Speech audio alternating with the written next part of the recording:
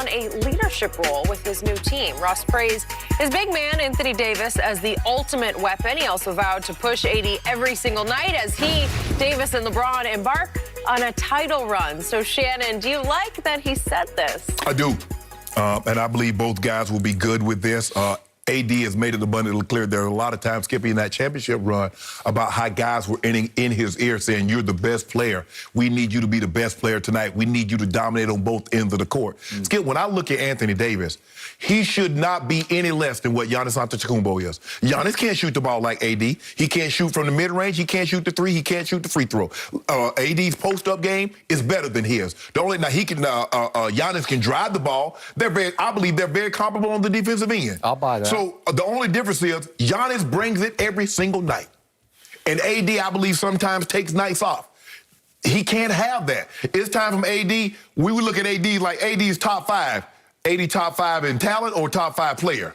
Because if he plays like his talent, there's no question in my mind he's a top five player. Because where do you get 6'10 and a half that can do everything he can do? Can handle the ball, shoot the three, mid-range game, put it on the floor, get to the rim, can protect the paint, can guard 1 through 5. He can do it all, but he needs to do it all on a nightly basis. And Russ says, that's my job now. I'm sure LeBron has always been in there, letting him know who he is and what he is. But Russ says, it's my job on a nightly basis to push him and to make sure he understands what we expect, what we demand from him on both ends of the court. And I don't believe AD is going to have a problem with it because at the end of the day, great players want to be pushed. And Russ comes with credibility, Skip, no matter what analytics say about him. Players around the league hold Russell Westbrook in very high regard because he does have that MVP. Somebody thought Russell Westbrook that year was the most valuable player in an NBA season. He has that on his resume. He has all NBA selections. He has all-star selections on his resume. So he comes with credibility. He doesn't have a championship, but he has a body of work that ain't a whole lot of guys can say they've been MVP of the league, especially current players. There's only a handful of them. Kevin Durant, James Harden, Steph Curry, LeBron James, and Nikola Jokic, and Russell Westbrook. Those are the only ones that can say, you know what? I'm an MVP of this league. Russell has that. So I believe he'll be in AD's ear. When AD, no, AD, I need that. I need you to give me more than this. And I think it's going to work out just well. I expect us to see the best AD, the best version of Anthony Davis, which would be something around 27, 10 and a half, 11, with 2.5, 3 blocks a game. That's what I expect. All that matters is what happens in June to your Los Angeles Lakers. And Shannon Sharpe, I believe that this quote from Russell Westbrook in media session number 1 as training camp is opening is precisely why LeBron and Anthony Davis will not be able to win with Russell Westbrook. He didn't just tiptoe into his first media session. He kicked in the door because that's the way he plays basketball. I've told you before, I love to watch him, but in the end, he's an egomaniacal, delusional stat machine of a solo act who is more concerned with stats, as in triple-doubles, than he is with winning. That's why he wears number 0 to me, because 0 stands for 0 rings. Well, you're going to have one. Okay, but he brings no ring cachet to this. If he had 4 or 5 rings and he walked in and said, hey, I'm going to call you out on a nightly basis, then I would stand up and applaud for that. But he is not the player. He is not as accomplished. He is not as decorated to me as Anthony Davis is, because Anthony did win a ring. Yes. Right? And he was the driving force of that ring. I could argue, even though LeBron did win the MVP, that the playoff MVP that year was Anthony Davis for the whole playoff run. You know I'm right about that, but that's okay. So remember what I told you. He's thinking, I'm the only one on this team who grew up in the Los Angeles area as a diehard Laker fan, right? Nobody else did that.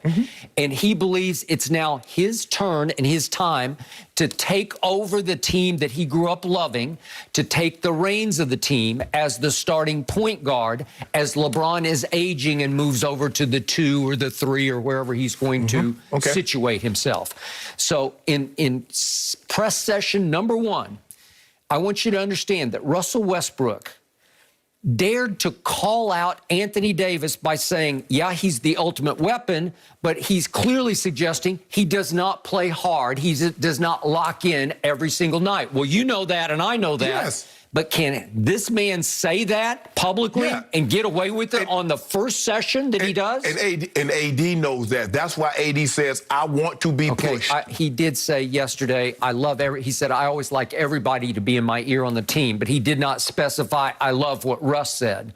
I believe Russ will start to get on his nerves because the inference here is you're calling that man out before you've played a single game that matters with him. You're also putting LeBron on notice because it's suggesting that LeBron wasn't the leader for AD that he needed to be last year or whatever year you want to pick. AD was staying hurt. Skip, here's the thing.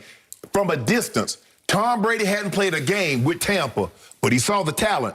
And he know what Mike Evans and Chris Godwin represented. So when he went there, he probably got on them and says, guys, we have a chance to do something really, really good here, but this is what I'm going to need. He's looking at Anthony Davis from a distance. Okay, remember, that's 6 rings to 0 rings But here's the thing, Skip. But I'm saying, how many rings did Chris Godwin and Mike Evans have?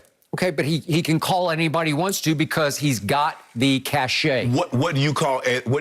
The PER princess.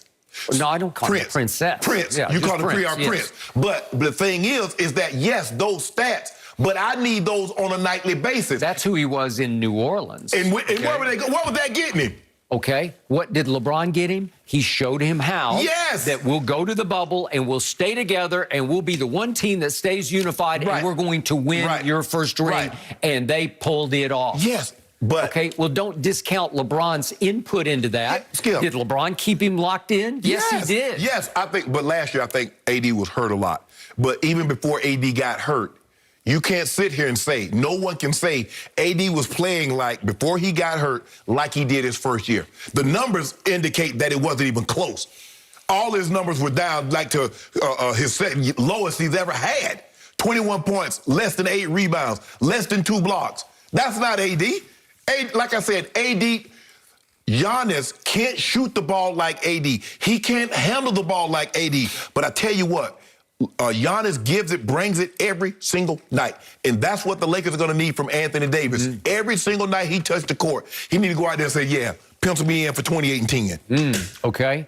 I would also like to hear AD say publicly about Russ, I'm going to stay on him to reduce his turnovers because he led the league in turnovers last year. He's led it 4 times. He's been second 4 times, and we can't live with that on this team. But he's never, once KD left, I mean, he's playing with Steven Adams. He's playing with guys that's not LeBron, that's not Anthony Davis. So James Harden is James Harden. Yes, he's played with great players. Played with KD, played with James Harden. PG, I wouldn't say PG is a KD, Harden, LeBron, AD, but he's a very good player. So for me, I'm not even worried about that. You just sit back. That's what you do. You just sit in the kitchen. I'm going to be sitting up. That's way we just smell that wrong. But Granny in the kitchen cooking, I already know it's going to be good. She ain't even talking about what you're cooking. On the edge of my seat all year long. Yeah, be there for that in June. And I also am suspicious of Russell Westbrook in this regard. Why? He always needs an accomplice to get to the triple-double. He needs somebody he can count on to get his assist total to 10+. And the number one accomplice is not LeBron James. The guy who can help him the most is that guy, the ultimate weapon, Anthony Davis. So he needs him to stay locked in because that's the stat machine that is Russell Westbrook. Because he needed Steven Adams to stay locked in. Because he realized about 5 years ago, if I get to the rim, which I can get, I'm as athletic as any point guard who ever played, and I play harder than anybody's ever played at the point guard position on the offensive end. And if I get to the rim and I draw 2, I can just leave it on the floor for Steven Adams to dunk. If I can keep AD locked in and not just watching me do my whirling dervish act, that maybe he'll help me get my 10, 11, 12 assists. Well, and he should, because if you look at Steven Adams getting the easy baskets, look at Clint Capella when he was in Houston getting easy baskets. So for me, I don't really think that's going to be a problem.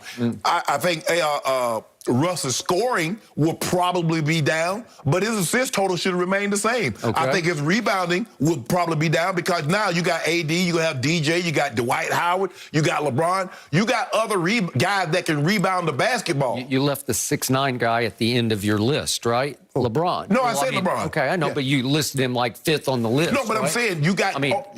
He can rebound right, the basketball. That's what I'm saying. But you got other guys as opposed in the other stops that he was at. When he was in OKC, who's getting the rebounds if it wasn't Steven Adams? It was him. And when you go to Washington, ain't that really? So for me, I'm not concerned about it. You shouldn't be concerned about it. You worry about them dilapidated Clippers. And you worry, and we're going to see you know who. I don't even want to mention their name, but we'll see you know who in June. I keep telling you, Kawhi Leonard will be back in March, and you will be in trouble in April, May, June. Thank you very much. Custer said that too. Yeah. I think it was 1879. So you're comparing the Clippers to Custer. He said, I'll be back. Last stand. He said, I'll be back. No, he didn't say I'll be back. Anybody say this shit? Where you at? MacArthur said that, actually. Custer never came back. He did, that's what I'm saying. He made a grave mistake, literally. Exactly. Yes. You making a grave mistake he when you talk about the Clippers. the great Sioux Nation, right? And see the bull. Yeah. And you making a mistake hitching your wagon to the Clippers. Yeah. That's the same grave mistake. Bottom line, here's the quote from your man Frankie V, Frank Vogel, head coach of the Lakers. I think Anthony doesn't quite frankly need a whole lot of that kind of pushing. That's what he said, because he did not love that quote from Russell Westbrook and the whole insinuation that Russ needs to push him to be better. I need AD to be what I know he can be on a nightly basis. At least 70 times this year. That's what I need from AD. Yeah, and 10. I did like what LeBron said. We need to see the angry AD, and that is true. Right. I like seeing the angry LeBron. Well, Skip, you know, the thing is that